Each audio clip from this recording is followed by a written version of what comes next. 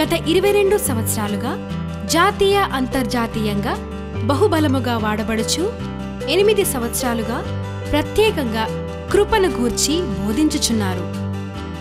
సమస్యలో ఉన్నారా? వేదనలో ఉన్నారా? ఆర్థిక సమస్యలతో కృంగిపోయున్నారా? దురాత్మ శక్తుల చేత పీడింపబడుచున్నారా? మరణకరమైన రోగములతో బాధపడుచున్నారా? అయితే రండి, మీ కొరకు డాక్టర్ ఈ రవి గారు ప్రత్యేకంగా ప్రార్థించెదరు.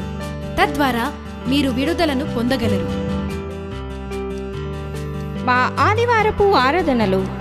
మా ఉదయకాలపు మొదటి ఆరాధన సమయం ఉదయం 8 గంటల నుండి 10 గంటల వరకు తెలుగు మరియు ఇంగ్లీష్లలో జరగబడును.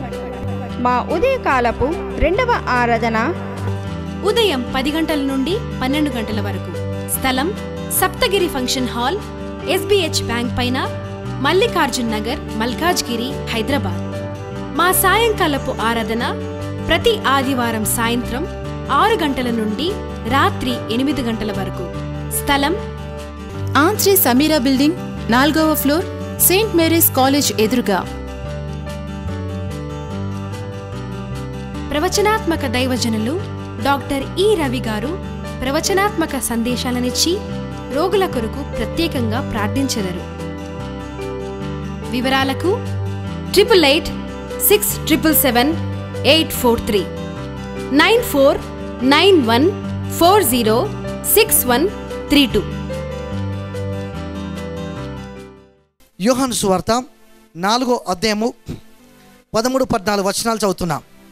అందుకు యేసు, ఈ నీళ్లు తాగు ప్రతివాడు మరలా దప్పిగొను. నేనిచ్చు నీళ్లు త్రాగువాడు ఎప్పుడూ దప్పిగొనడు. నేను వానికిచ్చు నీళ్లు నిత్య జీవంకై వాళ్ళలో ఊరేటి నీటి బుగ్గగా ఉండునని ఆమెతో చెప్పాను.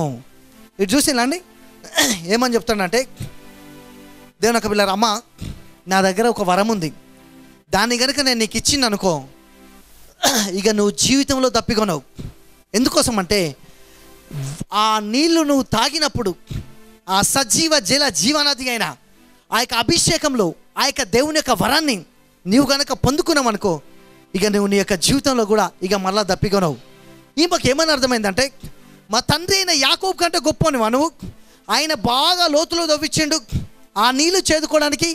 మేము ఇంత దూరం వస్తున్నాం, నువ్వేమో ఆ నీళ్లు మంచిగా ఇస్తా అంటున్నావు. నేను ఇంత దూరం రాకుండా ఉండటానికి ఆ నీళ్ళు ఏదో నాకు ఇచ్చేస్తే నాకు ఈ చిక్కకంత పోద్ది కదా అని ఆమె అడగడం ప్రారంభించింది. కానీ దేవుడు చెప్పిండు, అమ్మా నువ్వు అడిగేదేమో మీ తండ్రి అయిన యాకోబు నీళ్ళ గురించి, నేను చెప్పేదేమో జీవజల నది గురించి చెప్తున్నా. చూడండి, గమనించండి, ప్రయత్నించండి. ఒక పాపంలో ఉన్న స్త్రీకి దేవుడు పరిశుద్ధాత్మ గురించి, జీవజల నది గురించి తెలియజేస్తున్నాడంటే అది ఎంత ప్రేమో అర్థం చేసుకోవాలి. గమనించండి, ఇంకా కొంచెం లోతులను వెళ్ళడం ప్రయత్నిస్తా. యోహాను సువార్త 11వ అధ్యాయం 11వ వచనాన్ని చదువుతున్నా. ఆయన ఈ మాటలు చెప్పిన తర్వాత, మన స్నేహితుడైన లాజరు నిద్రించుచున్నాడు, అతని మేలుకొల్ప వెళ్ళుచున్నామని వారితో చెప్పగా, శిష్యులు, ప్రభు అతడు నిద్రించుచునేలా బాగుపడినని. ఇది చూడండి, గమనించండి, ప్రయత్నించండి. ఆ వచనం ఎందుకు చదివినంటే, ఇక్కడ లాజరు చనిపోయాడు 11వ అధ్యాయంలో. దేవుడు తన శిష్యులతో తన స్నేహితులతో ఏమని చెప్తున్నాడంటే, నేను మన స్నేహితుడైన లాజర్ని చనిపోయిన అతన్ని లేపడానికి వెళ్తున్నా, నిద్ర లేపడానికి వెళ్తున్నా. డిఫరెంట్ థింకింగ్ దేవుంది. చూడండి, అందరు ఏమని చెప్తున్నారంటే, ఆయన చనిపోయాడు, వాసన కొడుతున్నాడు, 4 రోజులు అవుతుంది, అసలు ఏం కావట్లే, ఇట్లా మాట్లాడుతున్నారు. కానీ దేవుడు మాత్రం ఏం చెప్తున్నా అంటే, నేను ఇప్పుడు లాజర్ని నేను తిరిగి లేపబోతున్నా. అంటే ఈ దేవుడు లాజరు చనిపోయినా దేవుని దృష్టిలో చనిపోయినట్లు లేడు, ఒక నిద్రపోతున్నలాగానే ఉన్నాడు దేవునికి లాజరు. అందుకే గమనించండి, లాజరు దగ్గరికి దేవుడు సమాధి దొడ్లోనికి వెళ్ళినప్పుడు ఎవడైనా బరిలోని పోతే ఏం చేస్తారండి? ఏడుతారు, ఎవరైనా ఏడుస్తారు. కానీ యేసుప్రభు ఏం చేసిందంటే, ఆ బరిల్ గ్రౌండ్ దేని కొరకు వెళ్ళిండంటే అద్భుతం చేయడానికి వెళ్ళిండు. వెళ్ళి ఈ 11వ అధ్యాయంలో ఒక మంచి వర్డ్ చదువుతున్నా, వినండి. అందుకు యేసు, నీవు నమ్మినలా దేవుని మహిమను చూతువని నేను నీతో చెప్పలేదా అని ఆమెతో నేను. అంతటా వారు ఆ రాయి తీసేసరి. యేసు కన్నులు పైకెత్తి, తండ్రి, నీవు నా మనవి విన్నందుకు నీకు కృతజ్ఞతాస్తుతులు చెల్లించుచున్నాను. ఇంకా కింద వచనంలో ఉంటుంది, నువ్వు ఎల్లప్పుడూ నా మనవి వినుచున్నావని నేను ఎరుగుదును, కానీ నీవు నన్ను పంపితివని చుట్టూ నిలిచున్న ఈ జనసమూహం నమ్మునట్లు వారి నిమిత్తం ఈ మాట చెప్పి తిన్నా నేను. ఇటు చూడండి, గమనించండి, ప్రయత్నించండి. చాలామందికి అర్థం కాక ఇక్కడ నిజంగా ఇక్కడ నేను చెప్పేది చాలా తమాషాగా ఉంటుంది. యేసుప్రభు అంతకుముందు ఏడ్చినట్టుంటుంది. ఇక్కడ ఏం చెప్తాడు? లాజరు లేవకముందే, ప్రభా నువ్వు లేచినావు, నీ కృతజ్ఞతలు తండ్రి, నీకు వందనాలు, ఈ యొక్క లాజరు లేచినందుకు నీ కృతజ్ఞతలు అని చెప్పాడు. ఇక్కడేమంటాడు దేవుని కబల? దానికి ముందు ఆయన కన్నీళ్ళు అయినట్టున్నది. చాలామంది ఏం చెప్తారంటే, యేసు ప్రభు లాజరు చనిపోయి చూసి బాగా ఏడ్చిండు కనుక మనం కూడా ఏడవాలి, ఏడిస్తే చనిపోయిన లాజరు లేచిండు, మనం కూడా ఏడిస్తేనే అద్భుతాలని ఆ కాన్సెప్ట్లో వాళ్ళు ఏడుస్తూ ఉంటారు. మీకు ఒక సంగతి తెలుసా? నువ్వు డాక్టర్ దగ్గరికి వెళ్తే నీకు జ్వరం పోతుందని చెప్పిండు అనుకో, జ్వరం వచ్చింది, నువ్వు వెళ్ళినప్పుడు నీకు జ్వరం తగ్గిపోతుందని చెప్తే ఏడ్చుకుంటూ వస్తావా, సంతోషంగా వస్తావా? సంతోషంగా వస్తావు. ఎందుకోసం? నాకు జ్వరం తగ్గిపోతుందని చెప్పిండు. కానీ అయినా నువ్వే అట్లా చేస్తే యేసు ప్రభుకు తెలుసు కదా లాజరు తిరిగి లేస్తాడని, అయినా మరి ఎందుకు ఏడ్చిండు? దాని ఆన్సర్ కింద ఉన్నది. వాళ్ళు ఎవరో చెప్పేటోళ్ళకి ఆన్సర్ చెప్పు, గట్టిగా చెప్పు, అప్పుడు ఆగుతారు. ఏమనంటే, తండ్రి నువ్వు నా మనవి విన్నందుకు నీ కృతజ్ఞతాస్తుతులు. అంటే లాజరు లేస్తాడన్న సంగతి యేసు ప్రభుకు తెలుసు. అయినా దేవుడు ఎందుకొరకు ఏడ్చిండంటే, నువ్వు ఎప్పుడు నా మనవి వింటున్నావు, అయితే చుట్టుపక్కల వీళ్ళు వినేటట్లు నేను ఇట్లా నీ కృతజ్ఞతలు చెప్తున్నా అన్నాడు. దేని కొరకంటే, యేసు ప్రభు ఏడ్చింది లాజరు తిరిగి లేవడానికి కాదు, తిరిగి లేస్తాడన్న సంగతి నాకు ముందే తెలుసు. అందుకే నా మనవి విన్నందుకు నీ కృతజ్ఞతలు అని చెప్పిండు. ఈ చుట్టుపక్కన వాళ్ళు ఉన్న అవిశ్వాసాన్ని చూసి యేసు ప్రభు అంటే లాజరు తిరిగి లేవడేయడమో అనే ఒక అవిశ్వాసంతో వాళ్ళు ఉన్నారు కనుక ఆ అవిశ్వాసంతో ఉన్న వాళ్ళని చూసి ఏడ్చిండు తప్ప దేవుని యొక్క బిళ్ళరా ఈయన లేపలేనని కాదు. అందుకే సమాధి ముందు నిలబడేమన్నాడు, నీకు వందనాలు ప్రభా, నీకు స్తోత్రాలు, ఈ యొక్క లాజరు తిరిగి లేచినందుకు, నువ్వు నా మనవి విన్నందుకు. ఈ యొక్క ఉదయకాలం చెప్తున్నా, నువ్వు ఎక్కడి నుంచి ఉన్నా, నువ్వు టీవీలో కానీ ఎక్కడ ఉన్నా, నువ్వు ఏ సమస్యలు ఉన్నా, నువ్వు ఆ యొక్క సమస్య నుంచి బయటకు వచ్చినట్టు కృతజ్ఞతలు చెప్తే, లాజరు చనిపోయి తిరిగి లేచినట్టు, దరిద్రతలో చనిపోతే దేవుడు ఐశ్వర్యంలో నడిపిస్తాడు, రోగంలో చనిపోతే స్వస్థతలో నడిపిస్తాడు, నువ్వు దుఃఖంతో ఉంటే దేవుని యొక్క బిళ్ళారా దేవుడు తిరిగి నేను ఆనందం చేసేటట్టు నీకు అద్భుతాన్ని చేస్తాడు. నేనేం చెప్తున్నా, నీకు జరగవలసిన ప్లేస్లో సమాధి తోటిలో ఉండి యేసు ప్రభు లాజరు యొక్క సమాధి దగ్గర కృతజ్ఞతలు చెప్పినట్టు నువ్వు దేవునికి కృతజ్ఞతలు చెప్తే, ఏదైతే చచ్చిపోయి ఉన్నదో నీ జీవితంలో అది బ్రతుకుట చూస్తావు, అది గొప్ప కార్యంగా మలచబట్ట చూస్తావు, బలమైన కార్యాన్ని చూస్తావు. నీ జీవితంలో దేవుని యొక్క సూపర్ న్యాచురల్ స్ట్రెంత్ పనిచేస్తుంది. అదే గ్లోరీ అంటే. అందుకే ఒక్క మాట దేవుని కాడ నుంచి వస్తే ఏదైనా జరుగుతుంది. ఒక్క మాట దేవుని కాడ నుంచి వస్తే అది ఏదైనా క్రియేట్ అవుతుంది. అది దేవుని యొక్క వర్డ్ అంటే, అది ప్రొఫెసీ అంటే, అది ప్రవచనం అంటే, అది దేవుని యొక్క బిడ్డలారా మహిమ బయలుపరచబడేది అంటే. అందుకే దేవుని యొక్క బిడ్డలారా ఆ ఒక్క లేడీ వెళ్ళి ఆమె పాపంలో ఉన్నది, కానీ ఆమెకు చెప్పగానే ఊరంతా కూడా దేవుని దగ్గరికి వచ్చింది. దేవుని యొక్క బిడ్డలారా ఈరోజు నువ్వు కూడా దేవుడు నీకు ఏదో జరిగిస్తాడని, నీ యొక్క ఫైనాన్షియల్ విషయంలో, నీ హెల్త్ విషయంలో నువ్వు కృతజ్ఞతలు చెప్పడం ప్రారంభించినప్పుడు ఖచ్చితంగా దేవుడు నీకు అద్భుతాన్ని చేస్తాడు. ఎప్పుడైతే నువ్వు థ్యాంక్స్ చెప్తావో, ఆయన సమాధిలో అంటే కాని ప్లేస్లో, వ్యతిరేకమైన ప్లేస్లో కూడా ఆయన దేవుని యొక్క మహిమను ఎత్తిపట్టినట్టు, నాకు ఈరోజు అడిగేది చర్చిలో అది నాకు అనుగ్రహింపబడతాని నువ్వు ఆయనను మహిమపరిస్తే ఖచ్చితంగా దేవుడిని అవసరం తెచ్చి నీకు కావాల్సిన అద్భుతాన్ని చేస్తాడు. అందుకే చూడండి దేవుని యొక్క బిడ్డలారా, మార్తా మరియలు లాజరు చనిపోయినప్పుడు కూడా వాళ్ళ ఆసక్తి కోల్పోలే. స్టిల్ ఇంకా వెయిట్ చేస్తున్నాను దేని కొరకు? అద్భుతం కొరకు. ఇంకా ఏదో అద్భుతం జరుగుతుంది అనే ఆశ.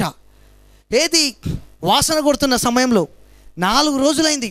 ఆ టైంలో కూడా వాళ్ళకి ఎక్కడో నిరీక్షణ, ఏదైనా చేస్తాడేమో. అందుకే రోమా 5:5 ఉంటుంది, ఈ నిరీక్షణ సిగ్గుపరచదని. మనిషికి ఎప్పుడు హోప్ ఉండాలి. ఎందుకోసం అంటే విశ్వాసంతో పాటు నీ జీవితంలో సహనం కూడా ఉండాలి. ఉన్నప్పుడు ఏమవుతుందంటే దేవుని యొక్క బిడ్డలారా, నీ జీవితంలో ఇక జరగకుండా ఏదైతుందో అది కూడా జరిగిపోద్ది. అందుకే వాసన కొడుతున్న సమయంలో కూడా వాళ్ళు ఎక్స్పెక్ట్ చేసిందండి, వాళ్ళ ఆసక్తితో ఉన్నారు, నాకు అద్భుతం అవుతుంది అని, నాకేదో దేవుడు జరిగిస్తానని. అందరికి పిల్లలు పుట్టిన, నాకు పిల్లలు పుట్టలే, అయినా పుడతారు, దేవుడు చేస్తాడు, నా భర్త మారుతాడు. ఎక్కడో ఒక నిరీక్షణ, ఎక్కడో ఆలోచన, దేవుడు జరిగిస్తాడు, ఈ అప్పుల నుంచి బయటకు వచ్చేస్తా, నా మీద కూడా ఈ యొక్క మహిమ పనిచేస్తుంది, ఈ యొక్క అభిషేకం దిగొస్తుంది, నా స్కూల్ బ్లెస్ అవుతుంది, నేను చేసే ప్రతి ప్రాజెక్ట్ వర్క్ బ్లెస్ అవుతుంది, నా అప్పులు తీరిపోతాయి. ఇట్లా ఎంకరేజ్ చేసుకోవాలి. అందుకే యేసు ప్రభు ఆ లాజరు ఇంకా లేవకముందే ఇట్లా అంటాడు, తండ్రి నువ్వు నా మనవి విన్నందుకు నీ కృతజ్ఞతాస్తుతులు, నీకు వందనాలు ప్రభా. ఎంత హోప్ అండి, ఎంత ఫెయిత్. ఎట్లా చెప్పాడు? ఆ మాట చెప్పంగానే వెంటనే ఆ డెడ్ బాడీ లేవడానికి ప్రిపేర్ అయిపోయింది. ఆ దేవుడు ఒక్క మాట చెప్పగానే ఆ డెడ్ బాడీ లేచి బయటకు వచ్చేసింది. అయితే ఆ డెడ్ బాడీ లేవడానికి ముందు ఒక రాయి అడ్డంగా ఉంది. అర్థమవుతుందా? దేవుడు చెప్పాడు, ఈ యొక్క రాయి అడ్డుగా ఉంది కనుక దీన్ని ఎవడైనా తొరలించండి, దీన్ని తొరలిస్తే మెరకలు అవుతుంది. ఈ యొక్క ఉదయకాల సమయంలో చెప్తున్నా, నీ జీవితంలో నీ అప్పులు నీకు అడ్డంగా ఉండొచ్చు, నీ రోగం నీకు అడ్డంగా ఉండొచ్చు, నీ ఇంట్లో పరిస్థితులు అడ్డంగా ఉండొచ్చు. ఏదున్నా పరిశుద్ధాత్మ వ్యక్తిరా ఆయనకు ప్రవక్తగా చెప్తున్నా, నీ రాయి అన్నది తొలగింపబడుతుంది. యేసు నామములో అది పక్కకు తొలగింపబడుతుంది. ఆ రాయి తొలగింపబడంగానే నీ జీవితంలో ఇక ఒకటి చూస్తావు, ఆ చనిపోయిన లాజరు తిరిగి లేచి మహిమతోటి దేవుని యొక్క బిడ్డలారా వచ్చి ఆ స్థలంలో కూర్చునుట. అందుకే దేవుడు ఏం చేసిండు తెలుసా? దేవుని యొక్క బిడ్డలారా గమనించడానికి ప్రయత్నించండి. అందుకే ఆయన వెళ్ళిండు, అందుకే ఆయన సమాధుల దొడ్లోనికి వెళ్ళి అక్కడ కూడా అద్భుతం చేసిండు. అంటే క్రిటికల్గా ఏ పొజిషన్లో ఉన్నా దేవుడు మెరికల్ చేయగలడు. కాబట్టి ప్రతిసారి కూడా నువ్వు భయపడి ఇట్లా అనొద్దు, అమ్మో నాకు ఇది జరగట్లే, ఇక అయిపోయింది, నా పరిస్థితి అయిపోయింది, ఇక నేను వెళ్ళిపోయినా, ఇక నేను ముందుకు పోలే అని.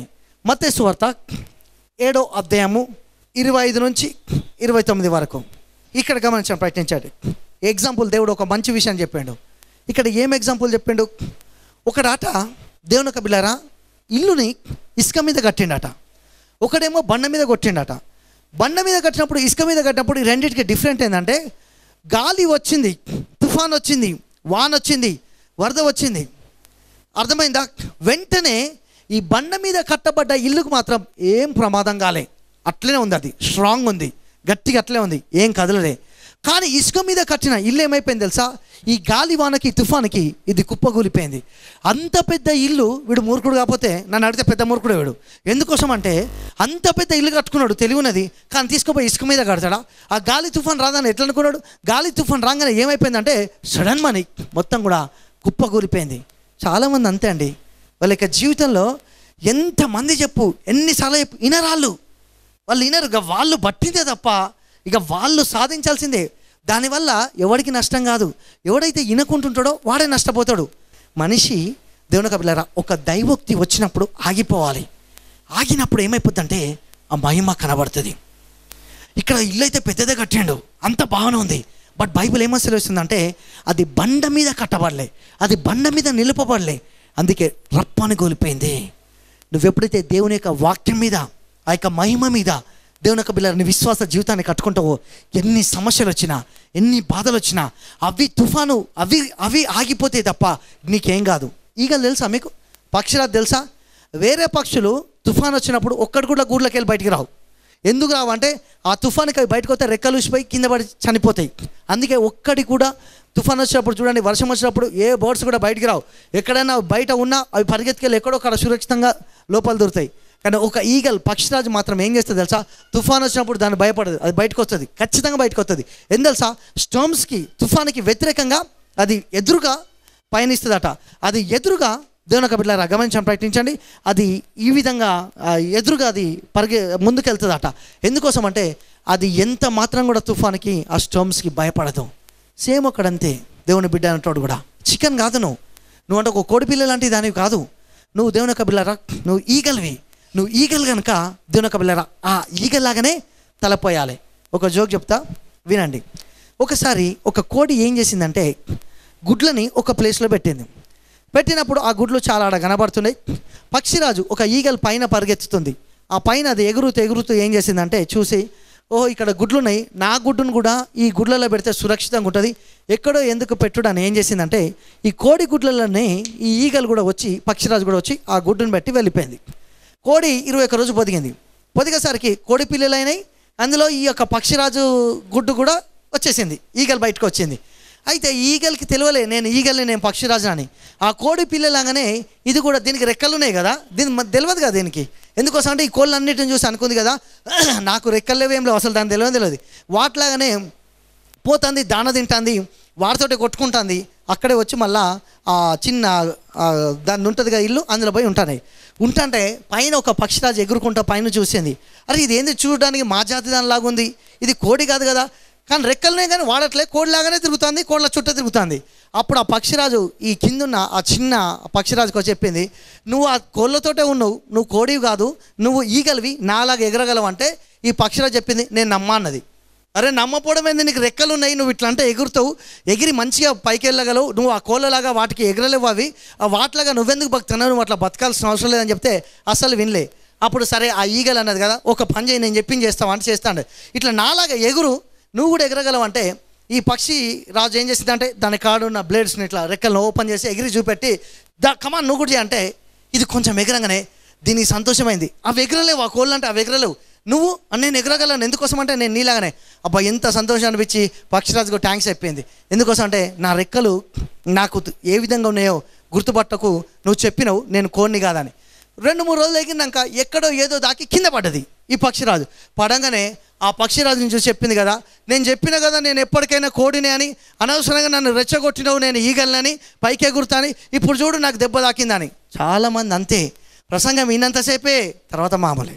ప్రసంగం ఎంతసేపు నువ్వు ఈగలు అనిపిస్తుంది, మళ్ళీ ఎగురుతుంటే ఎక్కడో దెబ్బ తాకంగానే దాని పాటు గొప్పదాట.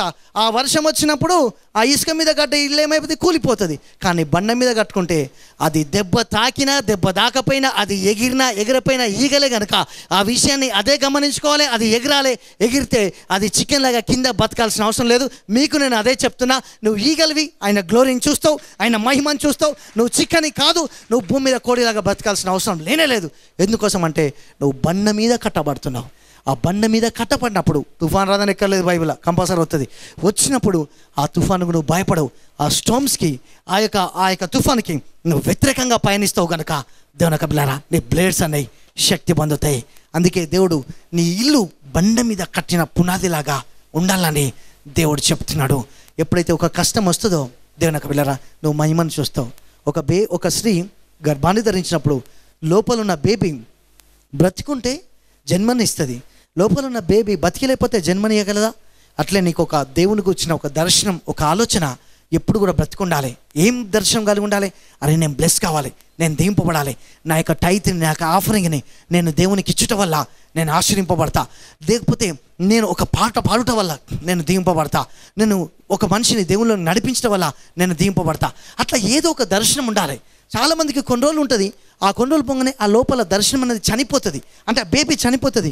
ఆ బేబీ చనిపోతే ఎట్లా ముందుకు పోతామండి? ఏదో భయం, దేవునికి డబ్బులు ఇవ్వాలంటే భయమే, అమ్మ ఇస్తే మళ్ళీ తిరిగి రావేమో, నేను ఫైనాన్షియల్ బ్లెస్గానేమో, నేను ముందుకు పోలేమో. కానీ ఇవన్నీ కూడా ఆ థింకింగ్ అనేది అసలు కరెక్ట్ కానే కాదు. నువ్వు ఎప్పుడైతే కరెక్ట్గా స్టాండ్ అవుతావో బ్లెస్సింగ్ స్టార్ట్ అయిపోద్ది. లాజరు సమాధి దొడ్డిలో ఉన్నప్పుడు కూడా దేవుడు తన నాలుకను చూడండి ఎట్లా వాడుతున్నాడు. ఇప్పుడు ఈయన లేవగలడు అనే కృతజ్ఞతలు చెప్తే అద్భుతం జరిగింది. చర్చిలో ప్రతి ఒక్కరు కూడా కృతజ్ఞతలు ఇప్పుడు చెప్పాలి.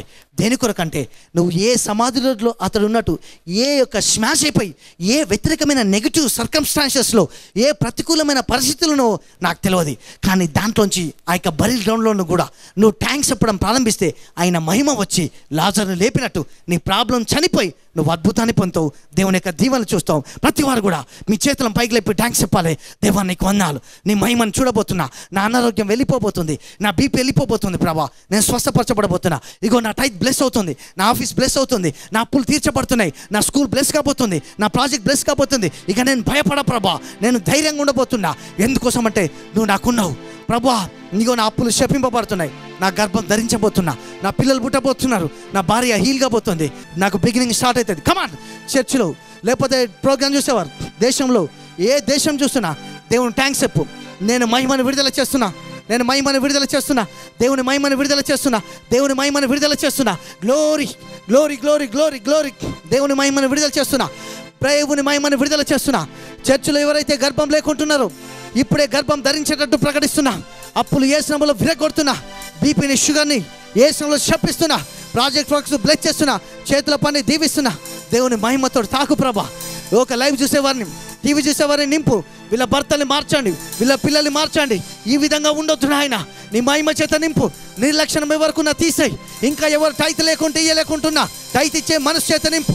ఆ యొక్క ఆఫరింగ్స్ ఇచ్చే, ఆ యొక్క స్పాన్సర్స్ ఇచ్చే నీ గ్లోరీ చేత నింపమని ప్రార్థిస్తున్నా. నీ మహిమ చేత నింపు. తాకు నాయన, నీ మహిమ చేత తాకు, నీ ప్రజల్ని తాకు, నీ మహిమ చేత తాకు. నేను ఎక్కడ స్టార్ట్ అయింది తెలుసా? గమనించండి. నీ కడుపులో నుంచి అట జీవజల నదులు పొంగుతాయట. సమరశ్రీకి దేవుడు వచ్చి విషయం చెప్పాడు.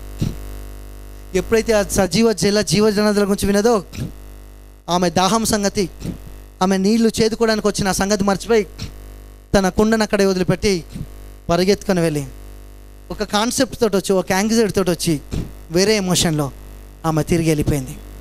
ఈరోజు ఉదయకాల సమయంలో మీ అందరి కడుపులోంచి జీవజల నదులు వచ్చి పొంగి పొర్లేటట్టు అద్భుతాలు జరిగేటట్టు ప్రార్థన చేయబోతున్నా. ప్రతి ఒక్కరు ఈ మాటను ఫోకస్ చేయండి. తీసుకోవడానికి నీ నాలుక మీద మహిమ ఉంది. అందుకే ప్రతిరోజు అనుకో, మహిమ ఉన్నది నా నాలుక మీద. మహిమ ఉన్నది అనుకోవాలి. అప్పుడు ఆ మహిమ వచ్చి నేను నింపుద్ది.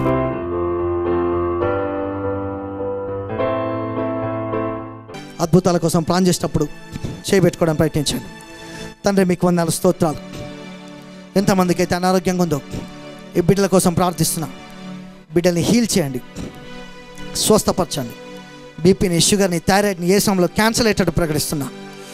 ప్రతి ఒక్క రోగాల్ని శపిస్తున్నా. తలలో చుండు, వెంట్రుకలు రాలిపోవడం, ముక్కు స్మెల్ రాకుంటుండడు, నోట్లోంచి దుర్వాసన, తండ్రి ప్రభావ, అధిక బరువు, థైరాయిడ్, హార్మోన్స్ ప్రాబ్లమ్స్ ఇవన్నీ హీల్ అయ్యేటట్టు ప్రకటిస్తున్నా. బ్లైండ్ ఐస్ ఓపెన్ అయ్యేటట్టు ప్రకటిస్తున్నా. డెఫ్ ఇయర్స్ ఓపెన్ అయ్యేటట్టు ప్రకటిస్తున్నా. విచ్కార్ పవర్స్ బ్రేక్ చేస్తున్నా.